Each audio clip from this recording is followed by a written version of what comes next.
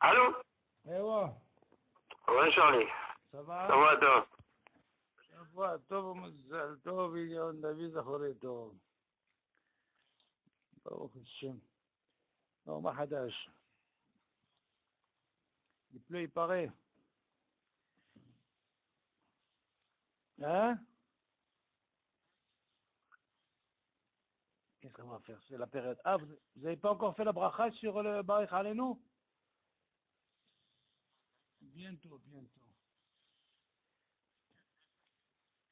Ah, vous avez le temps. De toute façon, c'est parce qu'il manque la pluie là-bas.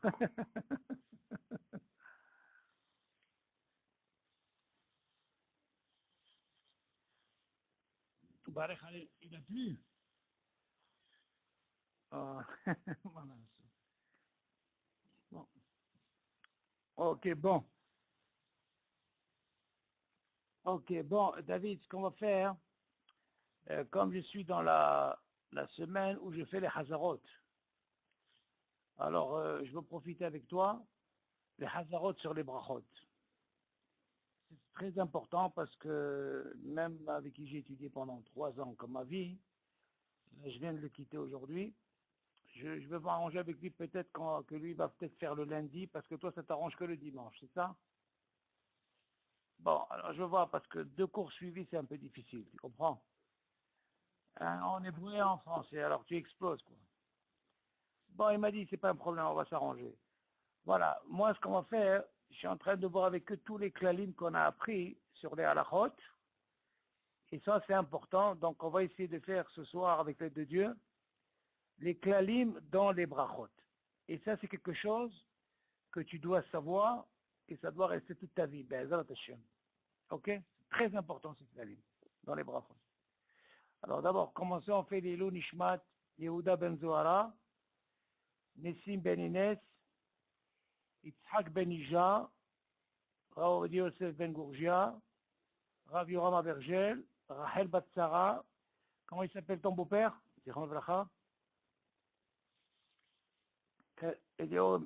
Non, et sa mère.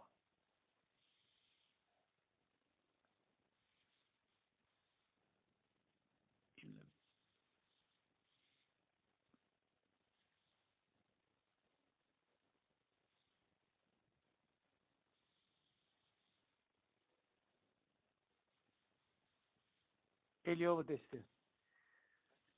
Ok, vérifie chez les mâles et Yakot Bat Ija. Ok, bon, alors voilà comment ça se passe. Tu veux noter, c'est très important, il faut que tu notes des fois. N'importe comment, le cours, je te l'envoie, il est enregistré. Donc en même temps, tu peux noter, c'est très important. Voilà, on va commencer d'abord, on va essayer de comprendre au niveau des brachot, c'est quoi déjà la bracha rishona? L'importance de la bracha rishona, comment ça se passe? Il y a tous les cas au niveau bracha rishona. Ok, il faut savoir que le bracha rishona, il faut l'ishmoa les oznav, il faut s'écouter quand tu fais une bracha. Maintenant, une mahloket, il y a ce qu'on appelle la bracha comme tu l'entends, et il y a une bracha birhur. Ma birhur balev. Ça veut dire on n'entend pas. La question elle se pose, est-ce qu'une bracha birhur, est-ce une bracha ou pas une bracha? Selon le Rambam, et selon le Smag, il y a qui dit c'est une bracha. Ok? Donc, mais comme on sait qu'au niveau de l'halakha, quelqu'un qui a fait une bracha birhur, c'est pas considéré comme une bracha. Ok? Maintenant, on verra dans quel cas, si jamais quelqu'un il a fait birhur, comment ça se passe. Bon. Bien, déjà, on va évoquer tout ce qui est bracha rishona. Avant d'arriver à la bracha harona, la bracha rishona. On va poser un cas, par exemple. Si, par exemple, quelqu'un, il est en train de boire. Il veut boire, par exemple, ok? Et voilà qu'il commence à boire, il s'est rappelé, en buvant, qu'il n'a pas fait de bracha. Bon, ça arrive. Maintenant, comment ça se passe au niveau de la lacha? Si, c'est-à-dire le liquide, il est en plein, il est dans sa bouche, il s'est rappelé en plein. Comment ça se passe? Est-ce qu'il doit recracher ou est-ce qu'il peut, qu'est-ce qu'il peut faire? Bon, pour ça, il y a une discussion dans la halakha, mais seulement il y a ce qu'on appelle, il y a une tchouva sur ça. Alors comment ça se passe? Quand il s'agit de liquide, David, quand quelqu'un il a bu et il s'est rappelé qu'en buvant comme ça, qu'il a encore l'eau dans la bouche, hein, je parle. Il n'a pas encore avalé, La halakha, elle dit, il peut faire ça birur. Ok, seulement tu vas me poser la question, on vient de dire que c'est pas une bracha. Ok, pourquoi? Parce que si jamais il fait une bracha, normalement il peut s'étouffer et c'est dangereux. Donc on verra la différence entre le liquide et le manger. Le liquide, il a cette possibilité de faire quoi? De boire comme ça et de faire une bracha birur. Ok? Imagine, il pense à la bracha alors qu'il va avaler. On est d'accord? Bon. Bien, on va parler maintenant d'un cas. Pour comprendre ça, hein, David, il faut savoir que nous, les Sfaradim, il y a une discussion entre les Sfaradim et les Ashkenazim. À quel moment, nous, quand on boit, on doit faire la bracha harona à partir de quel shiur? Ça, c'est très important. Il y a une discussion entre les Ashkenazim et les Sfaradim. Les Sfaradim, pour faire la bracha harona, tu es obligé de boire d'un trait réveillite. Ok? C'est quoi? Alors, d'un trait. Qu'est-ce que c'est réveillite? Réveillite, ça représente, c'est très important. Tu vois ce qu'on appelle les verres jetables de 100 cc, là, les petits là, ok? Prends la mesure, en réalité, c'est à peu près la moitié. La moitié, ça te donne une idée de ce qu'on appelle le réveillite. On est d'accord? Ça, c'est déjà réveillite. Ok. Réveillite, ça veut dire à peu près 75, 70 cc. Maintenant, il y a une discussion entre les Ashkenazim. Selon le Hazonish, il va jusqu'à un peu plus.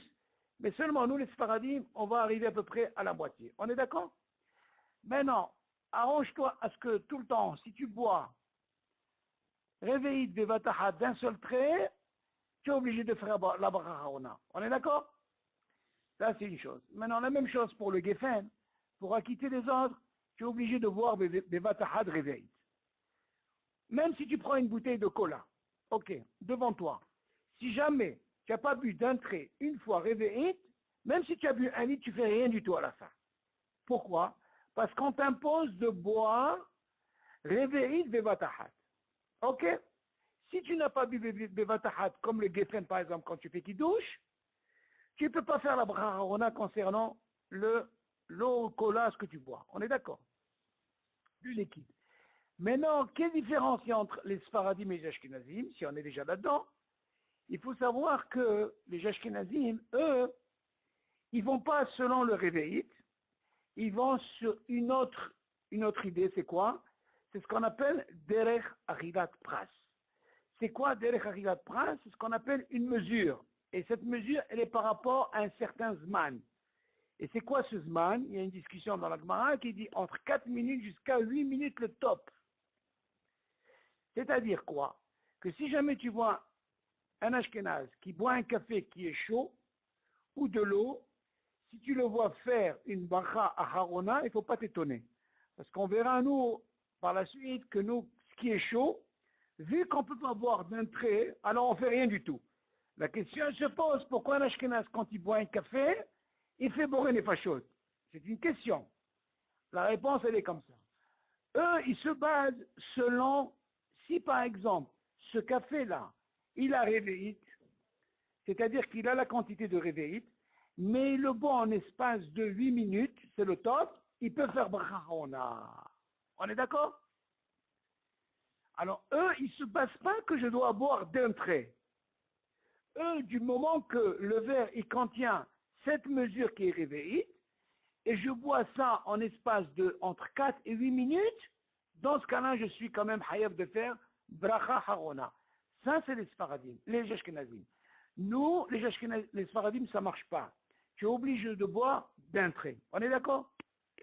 Donc, dans les liquides, eux, ils ont une possibilité, par rapport à la quantité, en espace de 4 et 8 minutes, ils peuvent faire bracha harona. Nous, les Sfaradim, on doit boire d'un trait. On est d'accord jusque-là? C'est bon, alors on continue. Non, je suis obligé de te donner les deux avis. Dans la halakha, David, il faut que tu apprennes une chose. C'est très important de te rappeler même les filles ashkenazim. Pourquoi? Et pourquoi je te dis ça, David? Parce que tu vas comprendre un petit peu dans la halakha, tu as appris des choses sans le savoir, tu as appris des fois les choses comme les ashkenazim. Donc toi, mon but, c'est justement de te décaper de tout ça.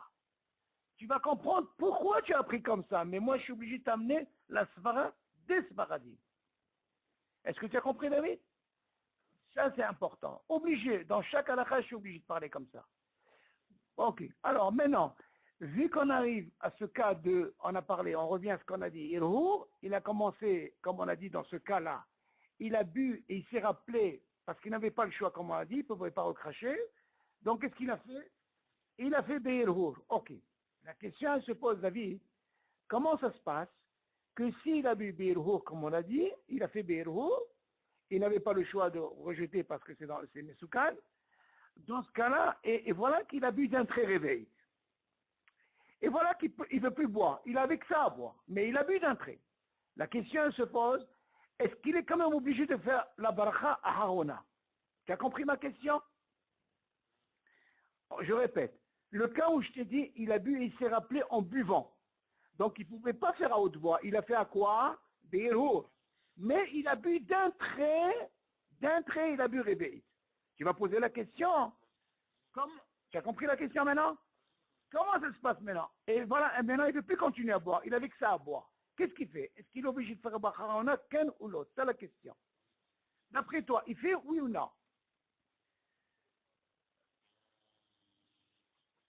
Non, pourquoi non? Qu'est-ce que ça a à voir la bracha rishona et bracha rona? Ça n'a rien à voir, c'est deux choses différentes. Donc il est obligé de faire. Il est obligé de faire. D'accord, mais la question, on lui dit, Habibi, maintenant que tu n'as plus rien à boire, tu as bu que ça, mais tu as quand même bu d'un trait.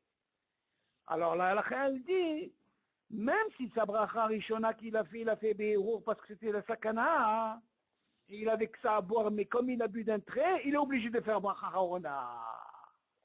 Bien sûr, s'il n'a pas bu d'un trait réveillé, c'est sûr qu'il ne fera rien du tout. Ok, ça c'est un cas. Bien maintenant, on va rester dans le même cas, on va comprendre comment ça se passe si quelqu'un, par exemple, par rapport à la bracha rona, est-ce qu'elle est, la bracha rishona, est-ce qu'elle est valable ou pas? Dans le même cas, David, je reste dans le même cas pour mieux comprendre, si jamais il a la possibilité de continuer à boire. Tu vois la question? Comment ça se passe? Est-ce qu'il peut continuer à boire et à quitter par rapport à la bracha qu'il a fait Béro? Est-ce que ça marche? Oui ou non? C'est ça la question. Tu as compris la question? Non, c'est pas important, c'est pas important, mais il veut continuer de boire. C'est pas un problème s'il a bu ou il n'a pas bu. La question, elle est la bracha, comment il a fait? Il a fait Béro, d'accord? Parce qu'il n'avait pas le choix. Maintenant, il veut continuer de boire. Maintenant, on ne peut pas dire qu'il est dans la bouche, il sait qu'il doit continuer. Alors la question, elle est, est-ce qu'il est obligé de faire la bracha ou non? Ou alors, il est acquitté de ça? Et oui, bien sûr, on parle Barishona, parce que la première, il a fait parce qu'il était Beka, il était Bessakana. Alors la question, elle est, est-ce qu'il peut faire la bracha maintenant ou il continue? Tu as compris la question, David? C'est ça. Ou alors, il peut être acquitté par ce qu'il a fait. Qu'est-ce que tu penses?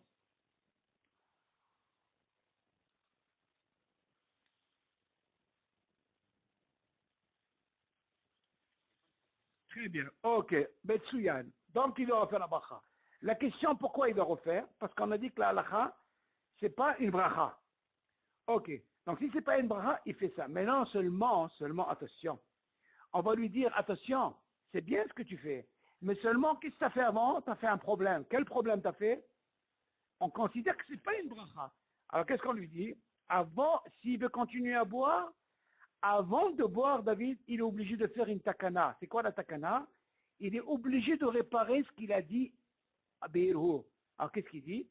Il dit Baruch Shem Kevod Malchuto Leolam Vaed.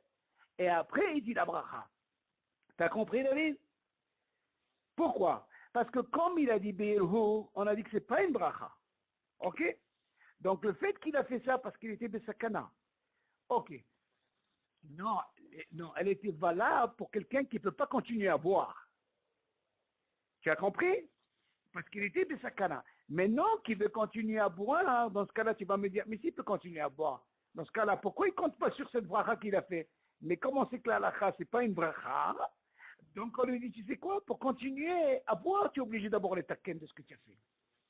Voilà, alors encore une fois, très important David, chaque fois que tu fais, on va expliquer qu'est-ce que c'est, à quel moment on dit Baruch Shem Kibod Malchut Olavai, c'est très très très important. Du moment qu'on dit Baruch Shem Kibod Malchut Olavai, ça veut dire que quand on veut réparer une bracha qui est les vatala. Un exemple, David. Par exemple, la Mishnah elle nous dit, Si par exemple sur un fruit, au lieu de dire Aet, tu as dit Adama, la halakha elle dit tu as quitté. Parce que tout vient de Adama. Mais si c'est le contraire, ça ne marche pas. Alors qu'est-ce qu'on fait? Au lieu de dire Adama, tu as dit Aet, voilà. Tu dis Baruch Shem Kevod Malchut Olam et après tu reviens sur la bracha initiale. On est d'accord? Ok. Ça, c'est un point. Bien maintenant, je vais te donner un deuxième point qui est très important. Déjà, on est dans le sujet. Essayez de me trouver une solution. Comment je peux réparer, David, une bracha où je me suis trompé. Essayez de me trouver une solution que quand je me suis trompé, est-ce que j'ai la possibilité de vite réparer? Tu as appris ce dîme? Comment tu as appris ce dîme?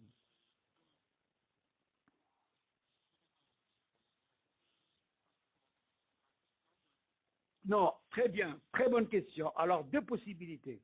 Si par exemple, je te dis, par exemple, tu as dit Baruch Ata Hashem, et là tu es bloqué, tu ne sais pas quoi dire, qu'est-ce que tu peux dire? Note-le, c'est très important, David. Très bien, c'est un passouk très très bien. Maintenant, ça c'est une chose. Deuxième, quand tu dis par exemple, tu as dit toute la bracha,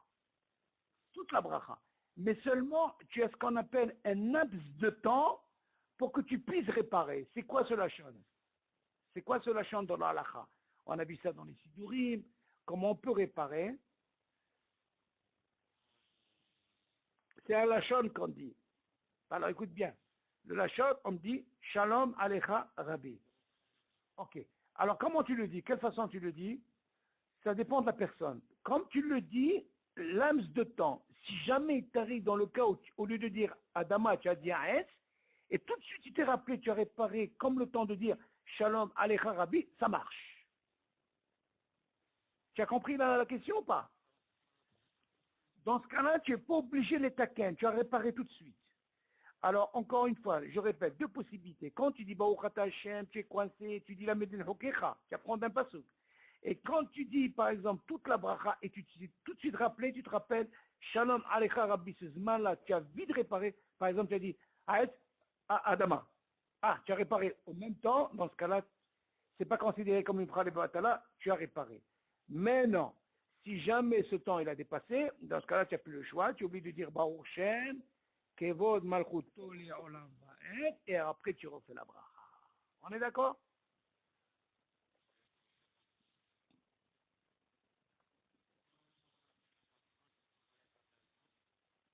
Pas forcément quand tu manges, n'importe quoi que tu fais comme bracha, tu ne sais plus quoi dire. Tu dis la Medina Hokecha, tu apprends d'un pasouk, ça marche. Mais non. Exactement, tu dis la Medina Hokecha, c'est très bon, c'est un pasouk, c'est moutard. Tu as réparé. Ça veut dire que tu n'as pas dit le Shem Hashem, parce qu'il faut faire attention. On apprend, David, on apprendra par la suite que nous, les Sfaradim et les Ashkenazim, il y a une différence quand tu dis le nom d'Hachem. Nous, c'est Midoraïta, chez les Ashkenazim, c'est des Rabbanan de dire le nom d'Hachem. Ça, on verra par la suite. Ok, continue, vas-y. Non, si tu as dit le nom d'Hachem, si tu as dit Baruch Ata, tu n'as pas dit le nom d'Hachem, tu n'as rien fait.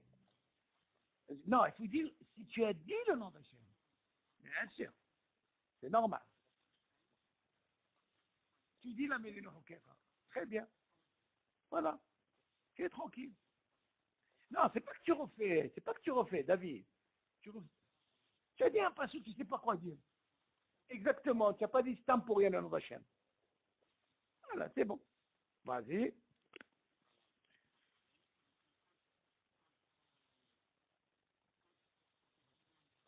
Oui. Ça, si jamais tu as fait, c'est-à-dire que tu as dépassé le temps, le Zman, la possibilité de réparer, on a dit. Tu as oublié de dire la possibilité de réparer. Alors, la possibilité de réparer, c'est quoi? Il y a un Zman qui est Messouyam, qu'on a dit, Shalom Alecha Rabbi. Ça veut dire que quoi? Que si jamais tu as dit, au lieu de dire Adama, tu as dit Aes, et tout de suite tu t'es rappelé, tu as dit Adama, ça marche. Pourquoi? Parce que tu as dit au même Zman, comme tu dis, Shalom Alecha Rabbi. Ok, c'est Metsuyan. Donc là, on a déjà essayé un peu de décortiquer un petit peu de ce qu'on appelle la Bracha Rishona. Tu m'entends, David? Ok, donc tu vois que déjà pour la Bracha Rishona, c'est pas ça, on passe pas comme ça. On doit décortiquer les cas qu'on peut avoir. On est d'accord? Ok. Maintenant, déjà, on a fini avec le liquide. Bien, maintenant, on va passer concernant le manger. OK. Alors là, il y a une différence. Si, par exemple, tu as pris une pomme, OK? Une pomme, et voilà que tu t'es rappelé, rien qu'en mettant la pomme dans la bouche. Le même cas que le liquide. Alors là, quelle différence il y a entre le liquide et le manger? Alors il y a une discussion. La discussion, elle est comme ça. La discussion, elle dit normalement, tu ne peux pas faire une bracha si la bouche, elle est pleine. Ça, c'est une. Dans les clalim, dans les conditions. Deuxièmement, on te dit, est-ce que tu peux rejeter la pomme sans que tu sois un peu dégoûté, tu vois, Nemas, baiser. Voilà, Maous, tu peux remettre le céder. Mais par contre, si tu ne peux pas, parce que de peur que c'est Maous, tu peux le mettre sur le côté. Il y a une discussion dans la halakha, on peut le mettre sur le côté, exactement, et ça marche. Voilà, ça c'est les deux cas qui marchent. OK? Donc qu'est-ce qu'on voit de là, la différence qu'il y a que dans le liquide, parce que c'est mesoukan, c'est dangereux. Et que dans le ma'achal, on lui a donné deux possibilités. Ou il rejette, sans, OK, ou alors il met de côté. Voilà, et dans ce cas-là, il pourra faire la bracha. Et là, il n'y a pas de problème. Là, il ne peut pas faire bérour. Là, il peut le faire normal. Exactement. Tu vois la différence, elle est où? Zéro. Alors, si jamais il y a un cas qui se présente comme ça, tu avais ces deux possibilités. Tu rejettes, mais bien sûr, il ne faut pas que ce soit quelque chose que tu vois, que tu ne vas pas. Ou alors, si tu veux la chose et tu penses qu'en rejetant ça va, tu mets sur le côté. Mais attention, il ne faut pas que ce soit un truc plein. Si le mec il a plein dans la bouche, comment il va faire une bracha? Tu vois ce que je veux dire? C'est problématique. Ça. Dans le machal, parce que tu as la possibilité quand tu mets sur le côté. Ah, mais ça va, il y a une mahloquette, parce que la mahloquette, d'où elle vient? La discussion elle vient parce qu'ils disent comment tu peux faire une bracha alors que tu as la bouche pleine. Alors bien sûr, sur cette discussion-là, il vient dire, ça dépend qu'est-ce que tu as dans la bouche. Quelqu'un, bien sûr qu'il a une bouche pleine avec plein de trucs, il ne peut pas faire une bracha. Il ne va même pas s'écouter, il risque même de s'étouffer même avec ça. Et si on parle de quelque chose qui est petit, qui est à côté, inanime, bien sûr, il faut d'abord essayer de voir si tu peux rejeter la chose. Ok? Si tu n'as pas la possibilité, tu peux faire ça. Ok? Alors ça, c'est déjà un point. Maintenant, est-ce que tu as des questions sur ce qu'on appelle la bracha rishona? C'est très important avant d'avancer. Est-ce qu'il y a des questions?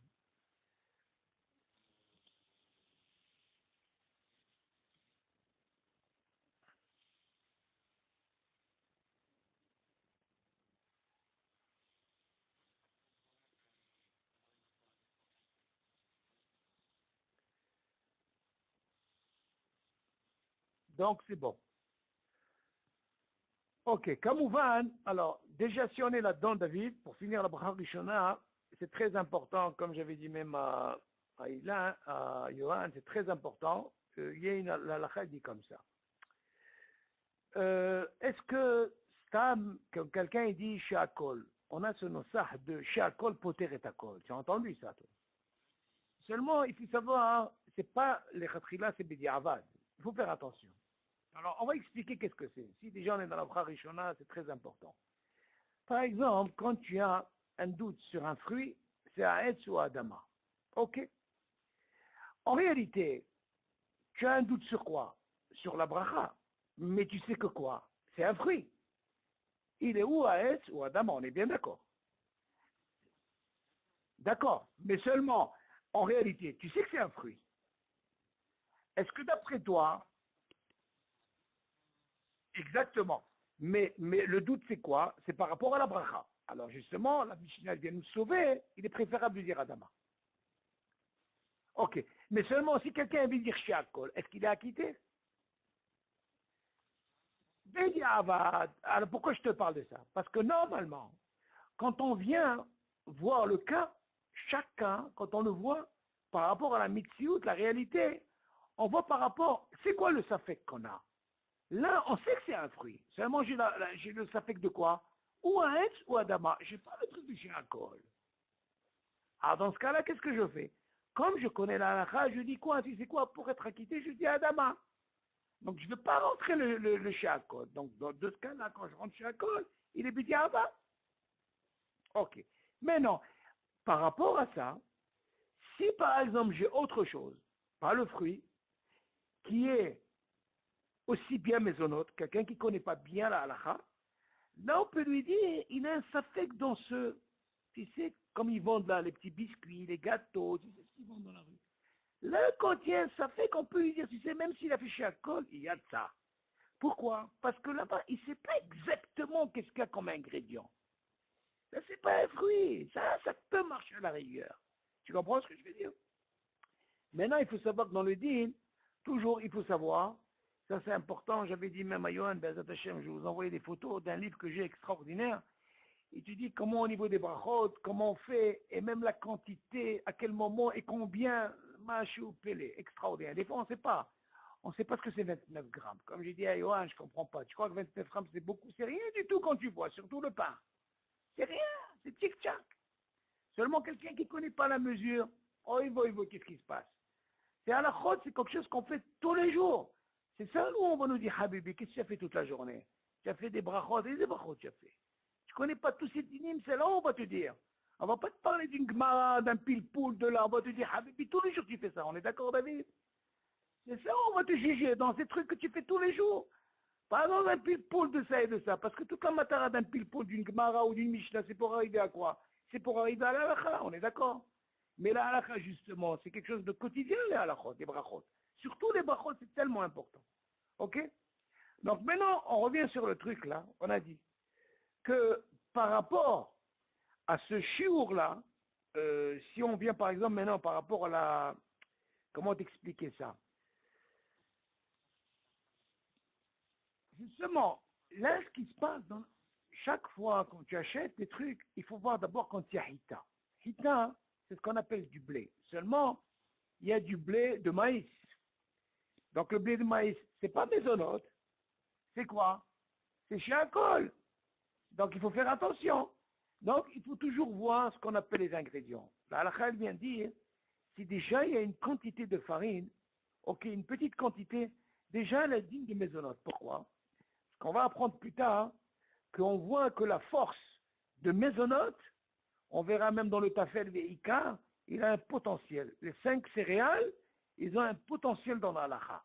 On peut arriver même à quitter tout ce qu'on a dans l'assiette. Ça, on ne va pas maintenant, c'est dans d'autres shiurim, mais déjà, que le mésonote, c'est important. Pourquoi je dis ça? Parce que des fois, dans ces gâteaux, il faut voir l'importance, est-ce qu'il y a de la farine? Déjà, quand il y a de la farine, il faut savoir, il y a des mesures dans la farine, là-bas, tu dois savoir que c'est mésonote. Maintenant, pourquoi, par exemple, les bislis? Bislis, c'est mésonote. OK? Il faut savoir. Seulement, la question, elle est, quelle quantité? Quelle quantité? Maintenant, il y a une question dans la... Non, la quantité, combien il faut manger pour arriver? Il faut 30 grammes. Et 30 grammes, ça va très très vite, David. Bien sûr. Bras Rishona, je ne parle pas. Bras Rishona, c'est sûr. On aura... Oui, maisonnante, c'est sûr. Seulement, pour maisonnante, il faut savoir, est-ce qu'il y a de la farine? Chaque moment où il y a hita, tu dois savoir que c'est maisonnante. Maintenant, quand tu as un safek, David, il ne faut pas t'amuser à dire maisonnante, il faut me dire chéakol. Quand tu as un safek. C'est pas comme l'histoire des fruits. Ok, qu'est-ce qu'on peut avoir comme problème à part Bracha Rishona? Je crois qu'on a vu un peu de tout, hein? Hein, David?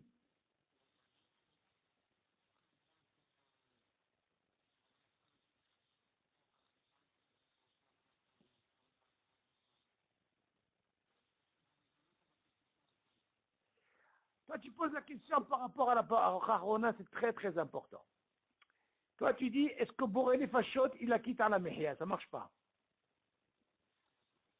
Non, mais seulement d'après ton raisonnement, sur quelque chose qui est mésonote, et il a mangé pas, et il a dit chez Akol, et il a mangé le chiot, qu'est-ce qu'il va faire à la fin?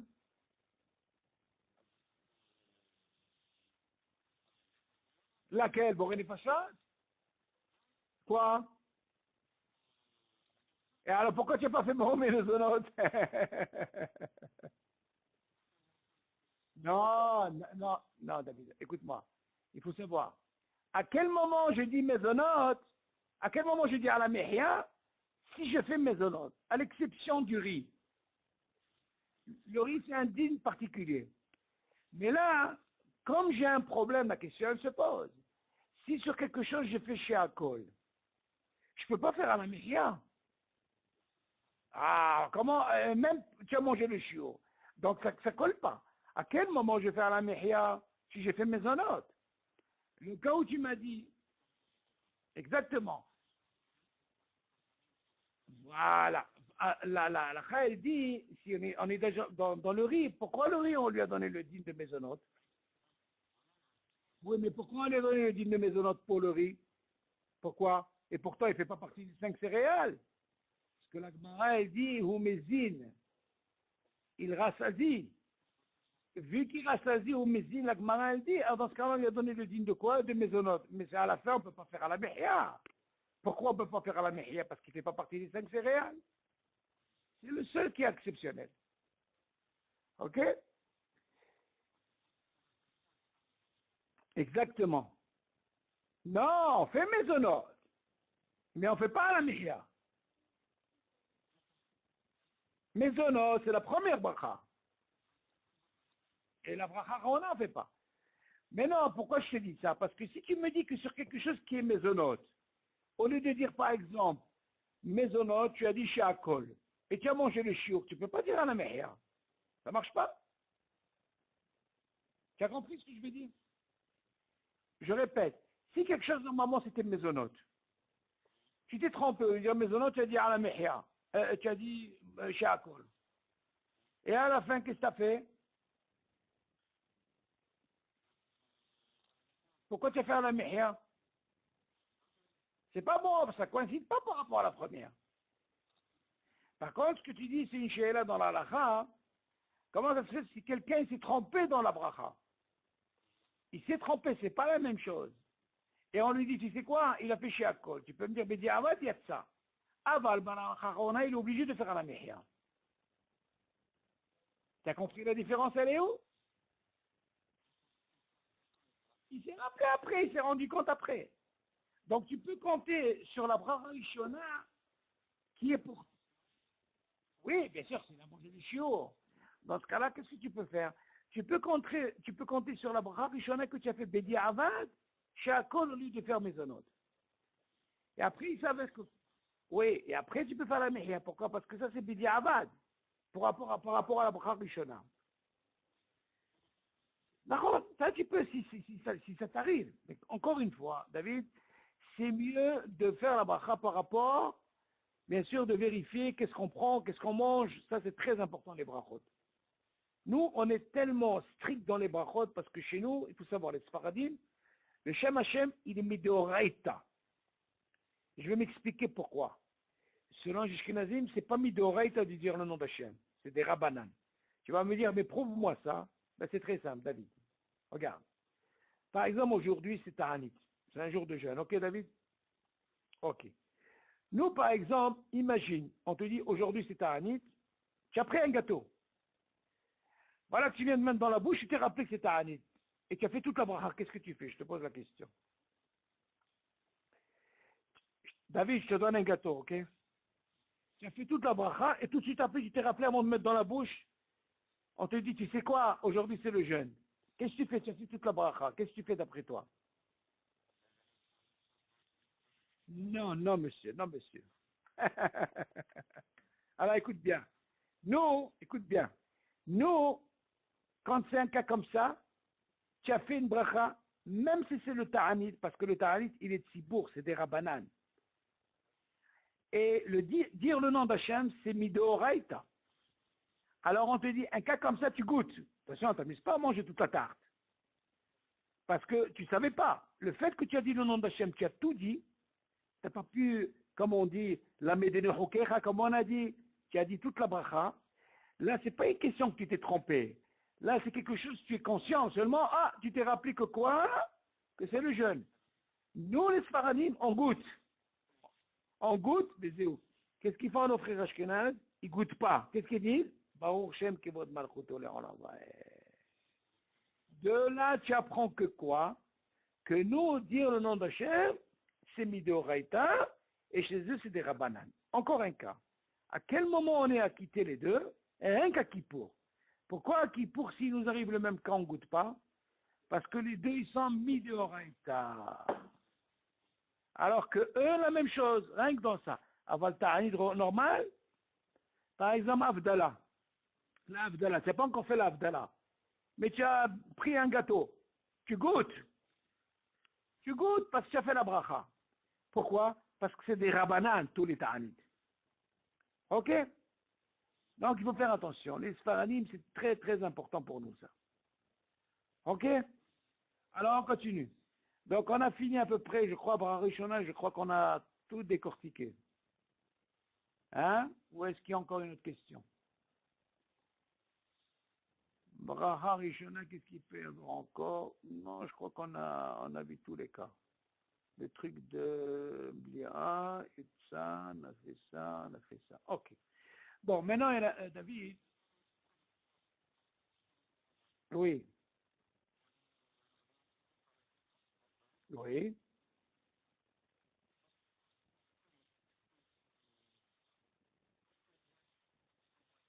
Oui.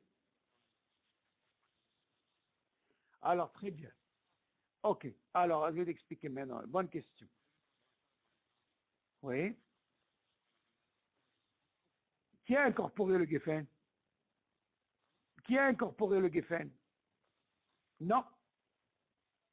Oh là, tu poses une bonne question. Très bien. Alors, écoute bien, David. Écoute bien, écoute bien. Très, très important. Tu vois? Je te bats chez mon âge. Quand on regarde les brachot, David, où est-ce qu'on va? À quel moment je fais la bracha Aharona sur le Geffen? On a parlé du Coca-Cola, ok? Ok. On verra plus tard le din que le vin, il a la possibilité d'acquitter tout ce qui est liquide. Le vin, il a cette possibilité, Hachamim, ils ont donné la hachibou du vin, et le vin,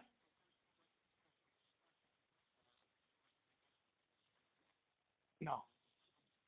D'accord, il acquitte tout, alors attends, il acquitte tout ce qui est liquide, même whisky, ce que tu veux, bocha, tout ce que tu veux. Ok. Maintenant, la question, elle est comme ça, David. Quelqu'un qui fait le kidouche, il faut savoir, pour acquitter les autres, tu es obligé de boire réveil. Maintenant, admettons que quelqu'un, il supporte pas le vin, mais il a une belle voix. Une belle voix. Eh ben lui, il peut faire un tnaï. Il dit, moi, je fais le kidouche, et toi, tu bois réveil. Ok? Si tu fais ce tnaï, ça marche. Mais attention, quand toi, tu as fini la bracha, tu es obligé de goûter à peine. Pourquoi? Que ça ne soit pas une bracha levatala, mais comme tu as fait un tnaï, ton ami, là, il va boire réveil. On est d'accord. Oh oui. Maintenant, je vais te donner encore un autre truc. Bien maintenant, il y a la synagogue, une fête. Ok. Il y a par exemple, quelqu'un, il a eu avec Mazal Tov, il a eu une fille, ils ont fait un kidouche. Ok. Si on est déjà là-dedans, David, il faut savoir qu'on a un dîme qui est très important. Il y a marqué dîme, le kidouche, bim comme souda. Il faut tout de suite, il faut que ça soit suivi. Maintenant, est-ce que c'est moutard quand on a fini la tfila, parce qu'il y a une halakha dans le dîme de kidouche, est-ce qu'on est acquitté déjà par la tfila au niveau de Shabbat? Il dit non, c'est pas suffisant, il faut les kadesh. Bon, alors, pour les kadesh, on a ce dîme de kidouche, même comme soudain, il faut que ça soit suivi. Bien maintenant, on est dans la synagogue. Qu'est-ce qui va se passer? On est règle dans le kidouche, des petits gâteaux et on s'en va à la maison. Alors, oui, le motzi, c'est un problème. Hachamim, ils nous ont sauvés, ils nous ont dit, tu sais quoi? Un cas comme ça, tu entends le kidouche, tu es obligé de manger mezonot kazaït. Si tu ne manges pas kazaït, tu n'es pas acquitté. Il y a certains, ils boivent à peine, un peu de cola, ils sortent, ils n'ont rien fait. Assour. Tu es obligé, pour appliquer kidouche comme soudain, tu es obligé de manger mezonot kazaït. Une fois que tu as mangé, hein, même si tu n'as pas bu le vin, tu as goûté kazaït de gâteau, tu t'assois, tu fais à la maison, tu vas chez toi à la maison. Maintenant, si jamais ta femme, elle était avec toi à la synagogue, ton fils, tout le monde, tu n'es pas obligé de refaire le kidouche à la maison. Si tout le monde a écouté le kidouche en même temps, tu n'es pas obligé. Tu arrives, tu fais des titadaïm. Maintenant, si jamais ta femme n'a pas écouté, tu es obligé de refaire le kidouche pour ta femme. Ok. Donc, ce dit, c'est très important quand tu es à la synagogue, quand tu as une fête, ce qui est important pour toi, c'est de manger d'abord mezonot kazaï. Et après, on va évoquer comment on doit manger ce kazaï. Ça, c'est un... Non, alors, attends. David, ça, oui, Ça, mais je ne suis pas obligé de boire ce vin. Moi, pour être acquitté, je dois manger ce mésonote kazaï. Bien, maintenant viens. Ah, maintenant viens, on va arriver à ça. Très bien, doucement, on va arriver à ça. D'abord, ce qui est important pour toi, un cas comme ça, à quel moment je peux rester à la synagogue, écouter le kiddush, si je mange kazaït de mésonote. Si je ne mange pas, je ne peux rien faire, ça ne marche pas. Et ça, il faut le dire, c'est très important. Bon, viens maintenant, quelqu'un, il a fait le kiddush. Ok. Il y a ce qu'on appelle hiboub mitzvah. C'est pour la mitzvah. Comment on fait? Comme tu fais à table. Quand tu fais kiddush, toi tu bois réveillé, et tous les autres, qu'est-ce qu'ils font? Ils goûtent. Le fait de goûter, ça t'évite, qu'est-ce que ça te fait? Même goûter, même si tu n'as pas bu réveillé, ça te permet par rapport à ça, quand tu veux boire après du vin, pendant, après motzi, tu ne feras pas la bracha. Même si rien que tu as goûté. Maintenant, si quelqu'un n'a pas goûté et il veut boire du vin pendant, après le motzi, il est obligé de faire la bracha. Ok. Quelle différence qu'il y a? Que celui qui boit réveillé, parce que pour acquitter tout le monde, si jamais il n'a pas goûté du vin, et après il mange motzi et il veut boire du vin, il est obligé de faire la bracha sur le vin.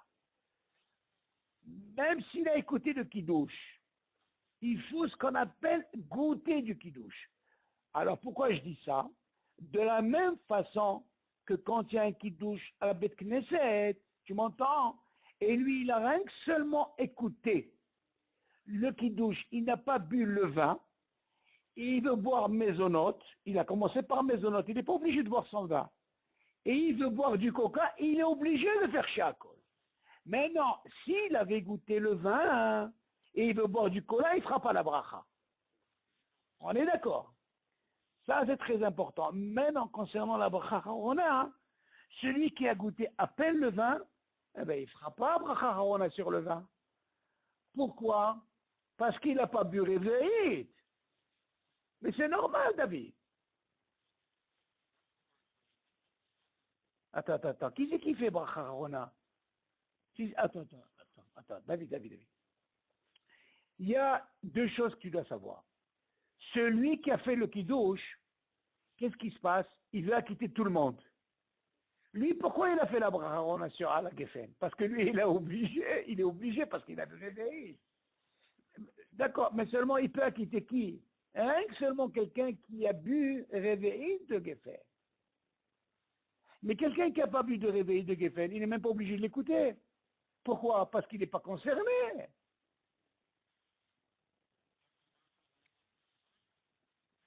Mais bien sûr, exactement, à la fin, tu es obligé de faire, bien sûr, à la fin, tu es obligé de faire à la Geffen. Pourquoi? Parce que tu as bu réveil de Vatahat pour acquitter aussi les autres. Ça, c'est très important, ça, dans la halakha. Mais bien sûr, pour acquitter les autres, tu es obligé, David. Et même quand tu es seul, tu es obligé de boire réveil. Ça, c'est la halakha. Il ne faut pas... Alors, dans ce cas-là, du moment que... C'est les conditions, ça, c'est les clanim. Du moment que j'ai bu bracha, j'ai bu réveil, bevatahat d'un seul trait, donc, ani mithayev la asot bracha rona. Ça, c'est très important. Maintenant, tu fais rien du tout, c'est logique. Ça, c'est très important.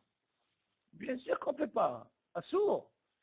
Donc tout ce qu'on fait, nous, on te donne une force. Le fait que de goûter, ça te permet de ne pas faire la bracha sur le liquide. Pourquoi? Parce que tu as seulement goûté. Mais quelqu'un qui n'a pas goûté du vin, il est passé tout de suite au mésonote, il veut boire du vin, après il est obligé de goûter. Tu as compris? Obligé.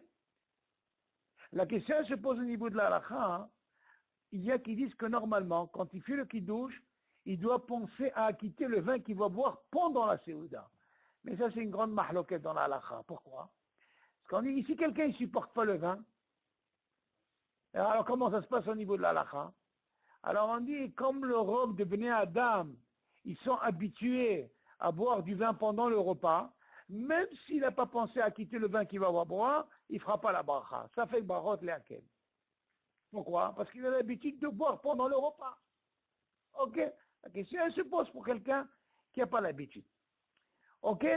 Viens maintenant, David, on va passer à un truc qui est très important dans la halakha. Et ça, c'est ce qu'on appelle la bracha acharona. Alors moi, la bracha acharona, David, il faut savoir, hein, tu vas tomber des nues, mais alors là, c'est quelque chose de très bombe atomique, tu dois leur dire ça. Tu dois leur dire ça, je sais que beaucoup, ils ne connaissent pas cette île. Alors,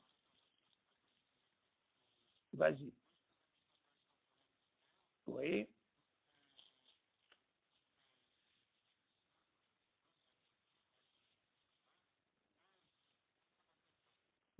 Ma baya, tu fais rien du tout. Encore une fois, tant que tu n'as pas bu d'un trait réveillé, encore une fois, fais attention David. Réveillé, je te dis, base-toi sur le plastique là, la moitié. Base-toi, si tu as bu ça d'un trait, tu es obligé de te faire à la Geffen. Ok? Exactement. Tu peux boire, David, tu peux boire un litre, je t'ai dit de vin. Si tu n'as pas bu une fois d'un trait réveillé, tu fais rien du tout à la fin. C'est la différence qu'il y a entre les Sfaradim et les Ashkenazim. Obligé, parce que pourquoi moi je te donne ces deux déroutes? Parce qu'il ne faut pas que tu sois étonné quand tu vois ton frère Ashkenaz qui fait comme ça. Tu as appris la halakha, tu sais là sur quoi? Donc nous, on doit savoir les filles Sfaradim, c'est très important. La halakha, pour avancer, tu dois savoir. Yosef Alav Shalom, il nous a appris un klal, il a dit ça dépend qui, Michoel, qui te pose la question. Imagine quelqu'un qui te pose la question alors que c'est un Ashkenaz. Toi, tu es en train de répondre quoi? Les filles Sfaradim. Alors tu dois apprendre même les filles Ashkenaz. C'est très bien. La halakha, c'est comme ça que tu ouvres. Le sechel, il s'ouvre comme ça. Tu dois avoir les deux déroutes. Bon, maintenant, on a fini avec Bachar Rishona, David. Maintenant, accroche-toi bien, là, tu peux noter, c'est très important, c'est Baracha Harona. Là, tu vas te régaler. Alors, écoute bien. Dans la Baracha Harona, David, il faut que tu aies deux conditions pour que tu puisses faire une Baracha Harona. Ok, c'est quoi les conditions? Alors, écoute bien, c'est très important.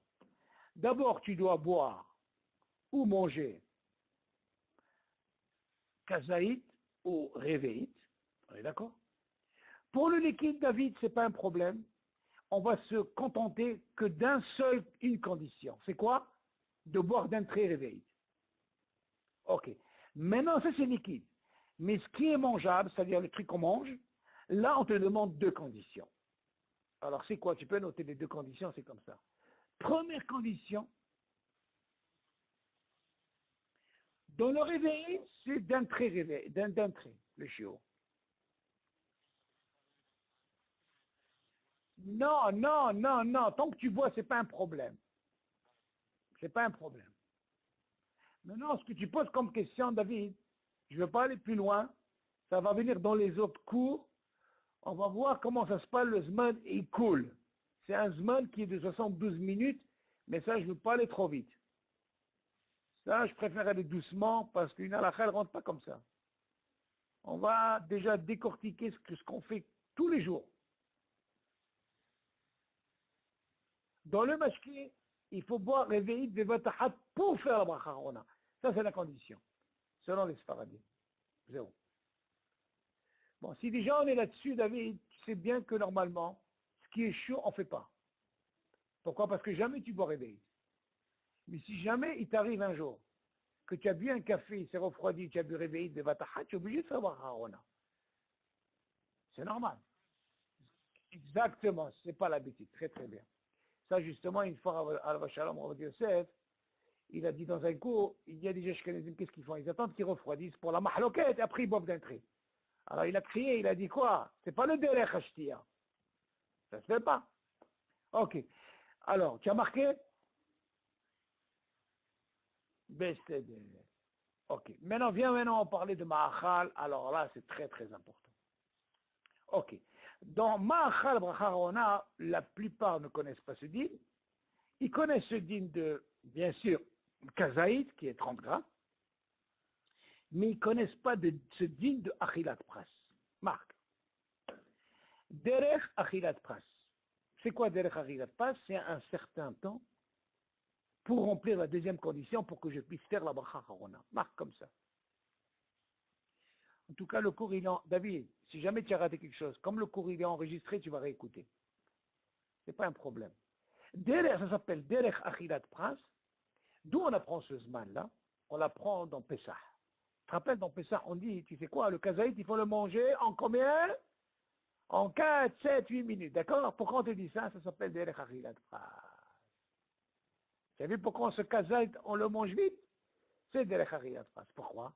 Justement, c'est une des conditions pour aussi la bracha harona. Ok? Alors maintenant, on va essayer d'expliquer qu'est-ce que c'est. Et ça, c'est très, ça, il faut le savoir, David. Tu vas voir qu'à partir d'aujourd'hui, quand tu vas apprendre ce dîne, oh là là, tu vas faire tellement attention à ça. Tellement attention. Alors écoute, si on te dit que réveillite, on a parlé d'abord comment on appelle, le kazaït qui est de 30 grammes. 30 grammes, en réalité, comme je dis toujours, il faut savoir d'abord qu'est-ce que c'est 30 grammes. Des fois, 30 grammes, on ne fait pas attention, on dit, non, ça c'est rien, alors qu'il a dépassé 30 grammes. Voilà, tu n'as pas fait bracha. Seulement attention, on te dit, il y a une autre condition. Ce chiour-là, il faut que tu le manges en espace de entre 4 et 8 minutes. Ok. Qu'est-ce que ça veut dire? Il y a une discussion dans les Chachamim, ils disent que le Zman, pour manger ce kazaït, ce 30 grammes, tu dois le manger le Zman qui est entre 4 et 8 minutes. Baal Tanya, ok, qui dit 8 minutes. Il y a qui dit 6, 7, mais le top c'est 8. Ça veut dire que quoi, David? Par exemple, j'ai une pomme, ok? Combien elle fait cette pomme? 40 grammes? Ok. En principe, une pomme normale, elle fait même 50 grammes, elle fait plus que 30. David, pour que je puisse faire la bracha rona, c'est quoi la condition? Il faut que je mange au moins 30 grammes, on est d'accord? Seulement, je dois manger ces 30 grammes en espace de 8 minutes. Si je ne mange pas en espace de 8 minutes, le top, jusqu'à 8 minutes, pas plus, 30 grammes, je ne peux pas faire la bracha rona. Tu connaissais ce din, David? Tu vois ce qui se passe? Ça, je suis sûr, dans la Beth Knesset, il y a peut-être 3 quarts qui ne connaissent pas ce din. Tu vas leur lancer cette bombe, tu vas la lancer à ton rave, et tu vas voir comment il va exploser avec cette bombe. Alors écoute bien. Pour faire la bracha harona, maintenant je vais la développer, parce que c'est pas simple comme ça. Tu vas me dire, quoi? Quand? Au début? À la fin? Tu vas me poser des questions, on est d'accord? Alors voilà comment que ça marche. Vu que tu as marqué, pour remplir la condition pour faire la bracha harona, il me faut kazaït plus manger ça en espace de jusqu'à 8 minutes. Ok? Maintenant, tu vas me poser la question, hein, mais quel est le problème? Quel est le problème? Mais je vais te donner moi un exemple, tu vas comprendre où il peut y avoir le problème. Alors écoute bien cet exemple.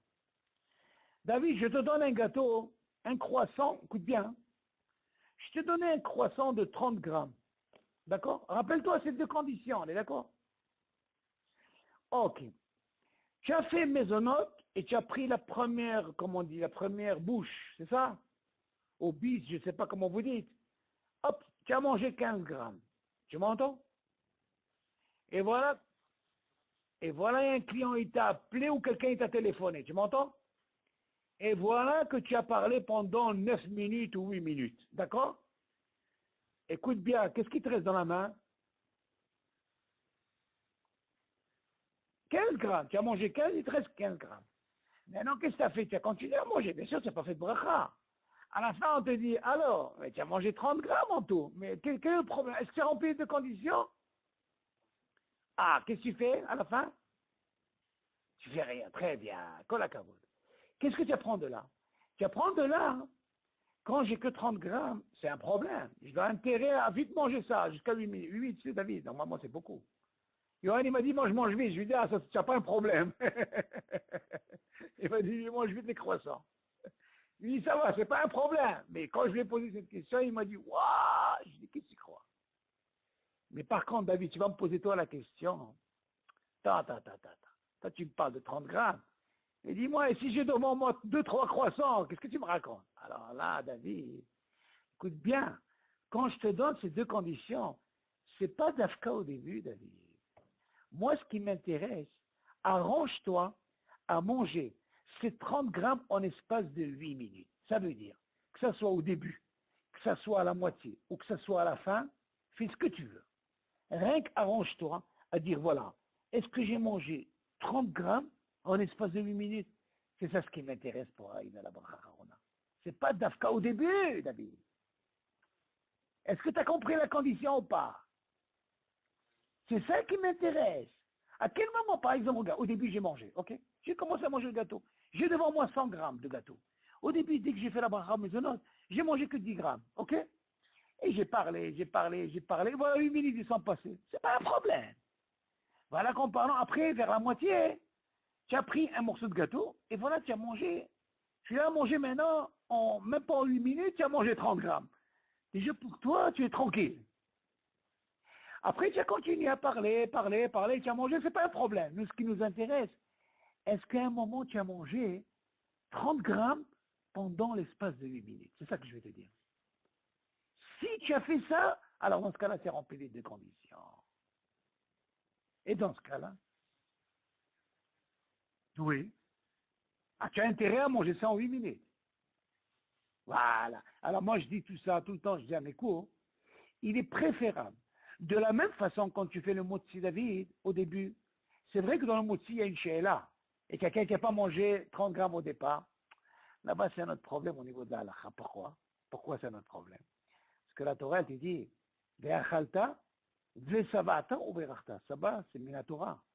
Donc là-bas, même si le zman n'est pas pareil, là, tu as un hayouf. Pourquoi? Parce que tu as mangé, tu t'es rassasié. Ça, on parle de quoi? De motzi. Mais quand il s'agit de mésonotes, c'est pas la même chose. Là-bas, pour mésonotes, on te dit, ça c'est pas le moitié.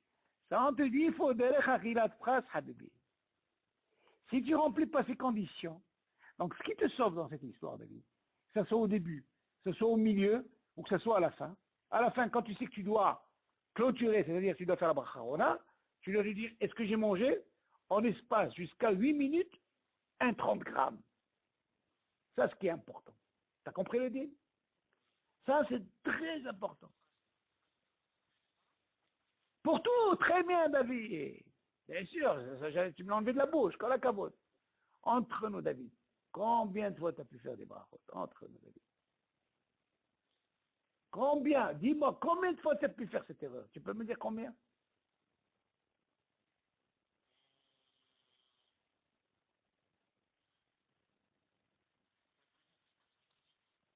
Comme il dit, ah, je mange beaucoup.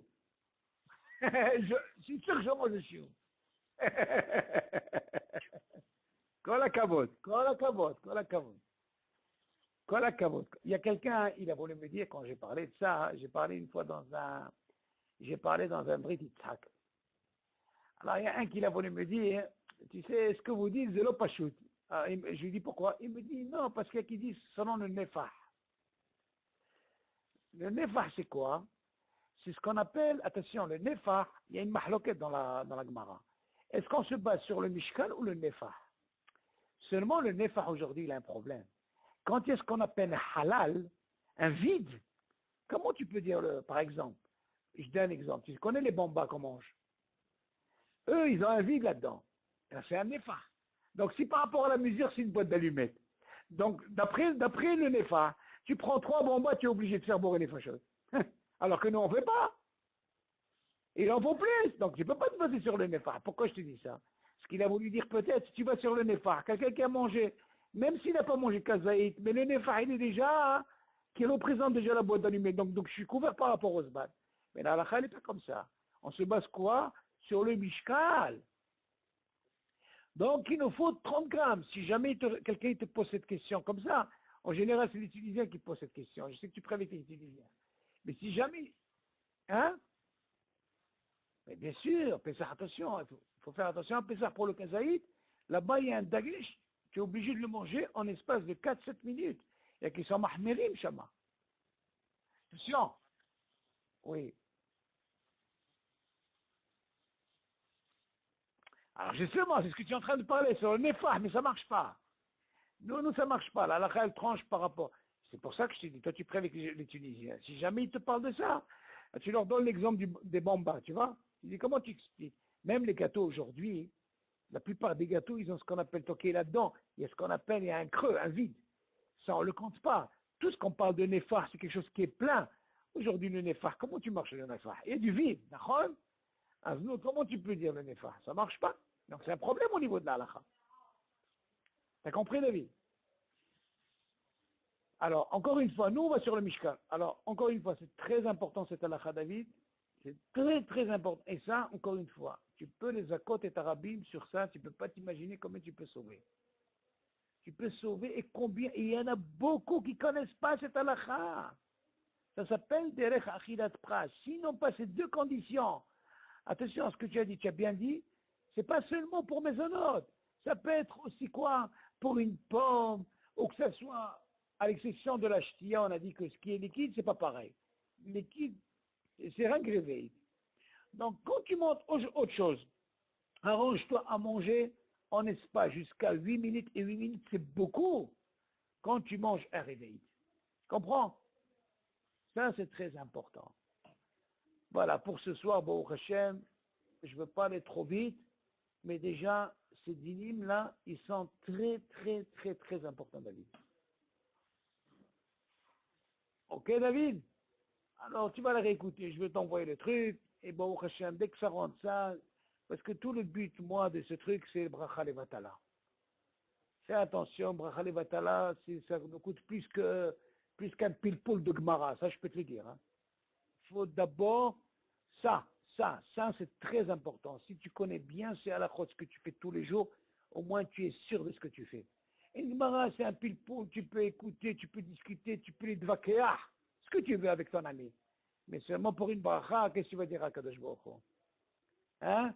Tu vas dire non, je ne savais pas. Non, il fallait apprendre. Ça, c'est quelque chose que tu fais tous les jours, on est d'accord? Donc la halakha, c'est très...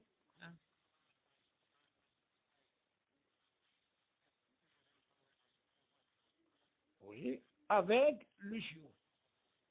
Bien sûr, il faut les deux conditions. Non, il faut Bebatahat. Maintenant, viens, je vais te poser une question, par exemple, au mashké, si tu es déjà là-dedans. Viens, je vais te poser une question. Tu as bu, par exemple, du vin, oui? On dit que normalement, le vin, il acquitte tous les liquides, oui? Ok. Si, par exemple, j'ai bu du vin, mais j'ai pas bu d'un très réveillé de vin. Par contre, j'ai bu un verre de coca, j'ai pas fait la bracha rishona, d'accord? Le coca, j'ai bu plus que réveillé d'un trait. Qu'est-ce que je fais à la fin?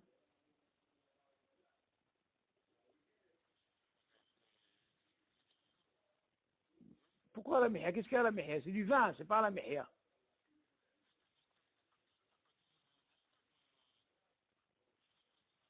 J'ai pas bu réveil. Et par contre, le Coca-Cola, j'ai bu réveil, qu'est-ce que je fais à la fin?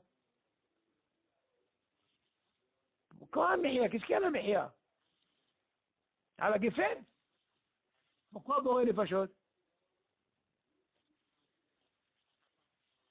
Et pourtant, j'ai pas fait la bracha, et pourtant, j'ai pas fait la bracha rishona sur le Coca-Cola. Kol hakavod. Très bien. Donc, qu'est-ce que tu vois de là? La bracha rishona, hein, sur le geffen, c'est vrai qu'il peut poter rishona et harona. Mais dans quel cas? Si jamais je bois réveil de vin, dans ce cas-là, je fais pas boire les fachottes, même si je veux réveil. Ok, mais dans le cas où j'ai bu moins que réveil dans le vin, qui est bracha rishona, qui m'a acquitté le Coca-Cola, et que le Coca-Cola, j'ai pas fait la bracha rishona par rapport au vin, mais par contre j'ai bu réveil de Coca-Cola, là je suis obligé de faire quelque chose. Tu as compris? Donc le din, il faut le voir comme ça. Ça c'est très important. La prochaine fois, si tu veux, quand on va arriver dans le tafel veika, hein, dans le couscous et tout, alors là, tu vas te régaler. Tu vas te régaler dans ces halakhot. Tu vois, ah, bevataha, ça c'est très important. David, ces trucs-là, je te conseille, révise-les très bien, tu vas l'avoir. De toute façon, c'est halakhot, qu'est-ce que tu vas faire? Tu vas le voir aujourd'hui tous les jours. Tu vas t'en rendre compte quand tu bois. Oui, comment je faisais? Ça y est, il faut que ça rentre. C'est ce que je dis à Johan. Johan, je l'ai pris cette semaine, justement ce qu'on a étudié aujourd'hui. J'ai étudié avec Johan. J'ai fait une hazara avec tout ce qu'on a étudié, même avec Avirek Hazarot, pour savoir est-ce qu'ils font les brachot comme il faut. C'est très important. Il faut que ça rentre, il ne faut pas que ça bouge. Tu ne peux pas avancer avec eux si jamais ils ne font pas déjà les brachot comme il faut. Ah, c'est très important. Ok, David. Allez, Shavua Tov, Mazal Tov, et on a mis Zachor les Tov, Rak Besorot Tovot. Bon, je t'enverrai le cours, Bezat Hashem. Allez, bye David, bye. Bye. Bye.